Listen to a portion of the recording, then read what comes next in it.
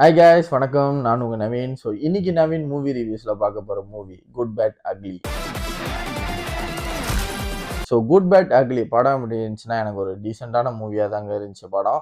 So good bad ugly இந்த படத்தோட கதை பார்த்தோம்னா ஏகே ஒரு கேங்ஸ்டராக இருக்காரு. ஸோ அவர் ஃபேமிலிக்காக ஜெயிலுக்கு போகிறாரு. அதுக்கப்புறம் ஜெயிலேருந்து எதுக்கு வெளியே வராரு, அதுக்கப்புறம் அவர் மகனுக்கு ஒரு பிரச்சனை ஒன்று வருது, அதுக்கப்புறம் என்ன நடக்குது எது நடக்குது அப்படின்னு சொல்லி தான் இந்த படத்தோட கதை.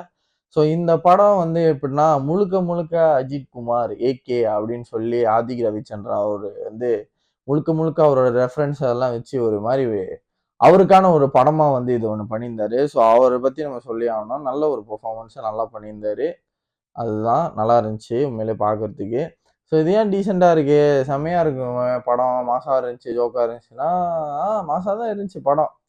என்னதுன்னா இதுல திரைக்கதை, அந்த திரைக்கதை அந்த கதைக்கு தகுந்த மாதிரி கரெக்டாகவும் பண்ணல. இப்படி போகுது இந்த சீன் போகுது ஏதோ போகுது, மாஸ் தான்லா படம், மாசு, ஃபைட்டு, ஃபன்னான டைலாக்ஸ், என்ஜாய்மெண்ட்டு, காமெடி, இந்த மாதிரி தான் அந்த படம் போவோம்.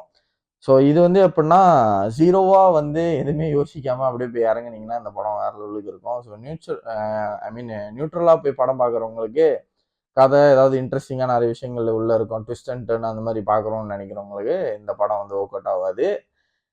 இது சும்மா அப்படியே போய் பார்த்துடலாம், ஏதோ ஒன்று போட்டு ரெஃபரன்ஸ் அடி மாசு இப்படியே போட்டு ஒரு மசாலா கலந்த ஒரு ஏகே படங்க. ஏகே ஃபேன்ஸுக்கெல்லாம் கொண்டாட்டம் தான். என்ஜாய் பண்ணி பாருங்க. எனக்கு டீசெண்டாக இருந்துச்சு. ஜிவியோட ஒர்க் நல்லா இருந்துச்சு. அப்புறம் மியூசிக்கும் நல்லா இருந்துச்சு. தென் ஓவரா ரெட்ரோ சாங்ஸ் யூஸ் பண்ணியிருந்தார் நம்ம ஆதிக்கு. ஸோ ஆதிக்கு மேபி இன்னொரு படம் பண்ணாருன்னா பெட்டரா இதோட நல்ல ஒரு மூவி கொடுக்க வாய்ப்பு இருக்கு. ஸோ எனக்கு ஒரு டீசென்ட் மூவி தான் இந்த குட் பேட் அக்லி. இந்த மூவிக்கு நான் கொடுக்குற ரேட்டிங், ஸோ இந்த மூவி அதாங்க ஸ்லைட்லி நிறைய விஷயங்கள் மாற்றிருக்கலாம், நிறைய பெட்டராகவும் பண்ணியிருக்கலாம்.